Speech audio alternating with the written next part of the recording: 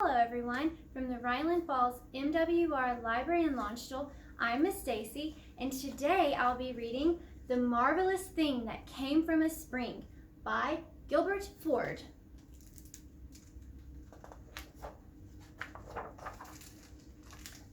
Richard James was a dreamer, but in 1943 the United States was at war.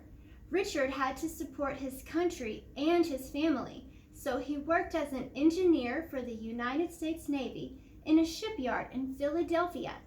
His assignment was to invent a device that would keep fragile ship equipment from vibrating in choppy seas.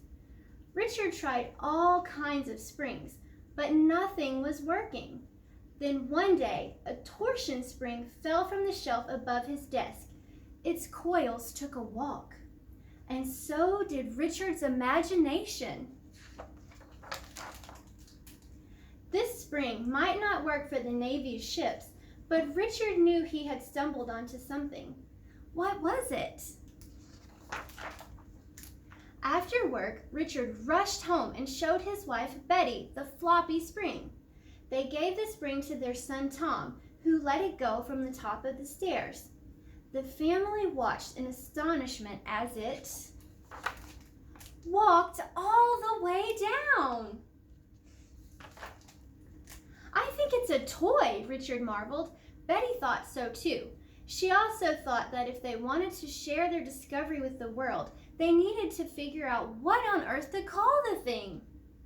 Betty thumbed through a dictionary for 2 days, underlining words. Nothing sounded quite right until she found Slinky, meaning graceful and curvy in movement. Slinky also sounded like the swish and clink of the spring's coils in motion. It was only a name, but it was just right.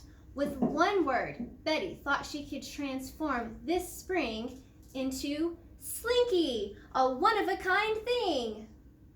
Richard and Betty wanted to produce a lot of Slinkies, but they did not have the money to do it. So Richard sprang for the bank and took out a $500 loan to have 400 Slinkies made.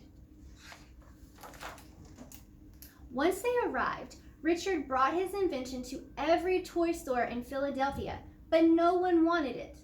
Was the James's idea a flop? Finally, he tried a large department store called Gimbel's. Gimbel's showed as little interest in the toy as the other stores, but Richard begged the manager to allow him to demonstrate how it worked to the holiday shoppers, just once. And so, on a stormy night in November 1945, with Christmas just weeks away, shoppers poured into Gimbel's. They were searching for the next great stocking stuffer, and Richard was ready. He placed the coil at the top of the ramp he had built and scanned the store for Betty. Where was she? Betty was still pacing back and forth at home. She was afraid no one would want the toy. Just in case, she asked her friend to pose as an excited shopper and gave her $1 to buy one.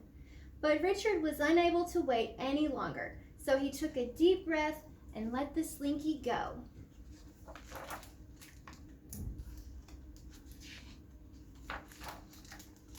When Betty finally arrived at Gimbel's, there was no need to pretend to love the toy. All 400 Slinkies had sold in 90 minutes.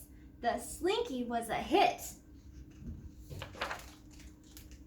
The war ended that same year, and the troops returned home to marry their sweethearts. A baby boom soon followed, and demand for the Slinky skyrocketed. So Richard dreamed up an even bigger idea. He used his engineering skills to build a machine that could coil 80 feet of steel wire into a Slinky in 10 seconds.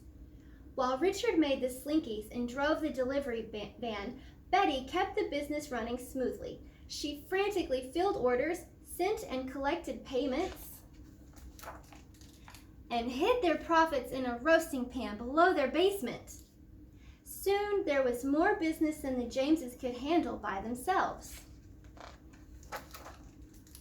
So Richard and Betty built a factory and hired 20 people to work for them. At last, they were able to spin out enough Slinkies for every child in America to have one. Today, the Slinky still inspires kids of all ages and all across the globe to play. It took the teamwork of a dreamer and a planner to turn an ordinary spring into a truly marvelous thing. The end. Bye!